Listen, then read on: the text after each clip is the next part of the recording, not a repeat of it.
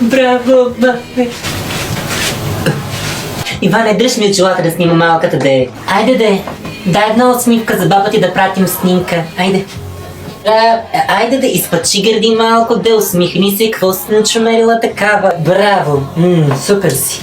Да, моята Анастасия завършва и там онова момиче с най-хубавата и най-скъпата рокля, да. Петя, здравей! И твоята ли завършва? Мислех, че останала в същия клас. Ами на твоето момиче роклята не е зле, да не сте теглили кредит. Не сте. Анастасия и аз са завъртили леля ти Петя да види какво е рокля за 5000 лева. Завърти се! Анастасия, не си настъпвай роклята, момиченце!